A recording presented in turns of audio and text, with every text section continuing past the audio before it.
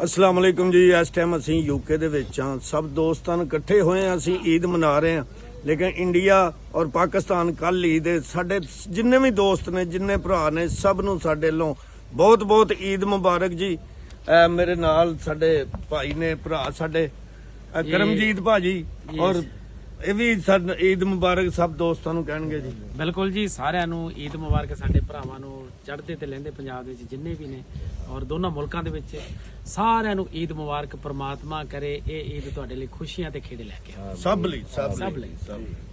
ਸਤਿ ਸ੍ਰੀ ਅਕਾਲ ਜੀ, ਮੈਂ ਹਾਂ ਤੁਹਾਡਾ ਆਪਣਾ ਇੱਕ ਨਿਮਾਣਾ ਜਿਹਾ ਕਲਾਕਾਰ BN ਸ਼ਰਮਾ।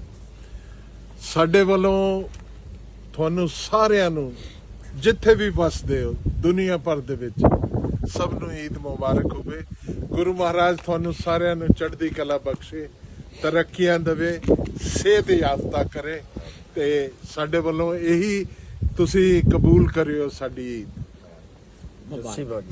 ਹਾਂਜੀ, ਇਹ ਪਹਿਲਾਂ ਸਤਿ ਸ਼੍ਰੀ ਅਕਾਲ ਜੀ ਤੁਹਾਨੂੰ ਸਾਰਿਆਂ ਨੂੰ, ਸਾਡੇ ਸਾਰਿਆਂ ਵੱਲੋਂ, ਸਾਡੀ ਸਾਰੀ ਟੀਮ ਵੱਲੋਂ ਤੁਹਾਨੂੰ ਸਾਰਿਆਂ ਨੂੰ ਤੇ ਤੁਹਾਡੇ ਸਾਰੇ ਪਰਿਵਾਰਾਂ ਨੂੰ ਈਦ ਮੁਬਾਰਕ ਜੀ। ਈਦ ਮੁਬਾਰਕ। ਇੱਕ ਖੁਸ਼ੀ ਦੀ ਖਬਰ ਹੋਰ ਹੈ, ਕੱਲ ਨੂੰ ਕੈਰੀ ਔਨ ਜੱਟਾ ਰਿਲੀਜ਼ ਹੋ ਰਹੀ ਹੈ। ਹਾਂ, ਉਹ ਵੀ ਦੇਖਣਾ ਹੀ ਹੈ।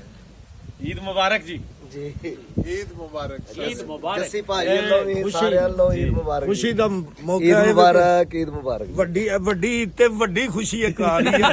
ਇਹ carry on Jatta 3। Carry on Jatta 3 ਸਭ ਨੇ ਜਾ ਕੇ ਥੀਏਟਰ ਦੇ ਵਿੱਚ, ਹਾਲ ਚ, ਸਿਨੇਮਿਆਂ ਚ ਜਾ ਕੇ ਵੇਖਣੀ ਹੈ। ਔਰ ਜਿੱਥੇ ਜਿੱਥੇ ਵੀ ਲੱਗੀ ਹੈ ਸਭ ਨੇ ਖੁਸ਼ਖਬਰੀ ਦੇਣੀ ਹੈ। ਔਰ ਸਭ ਦੀ ਦੁਆ ਨਾਲ ਹੈ ਸਾਡੇ। ਲਵ ਯੂ ਸਭ ਨੂੰ ਈਦ ਮੁਬਾਰਕ। ਵੱਡੀ ਈਦ ਤੇ ਨਿੱਕੀ ਜੀ ਮੇਰੇ ਵੱਲੋਂ ਵੀ ਮੁਬਾਰਕ ਲੈ ਲਓ। ਈਦ ਮੁਬਾਰਕ ਸਾਡੇ ਸਾਰੇ ਦੋਸਤਾਂ ਵੱਲੋਂ, ਸਾਡੇ ਸਾਰੇ ਈਦ ਮੁਬਾਰਕ। ਈਦ ਮੁਬਾਰਕ। ਈਦ ਮੁਬਾਰਕ।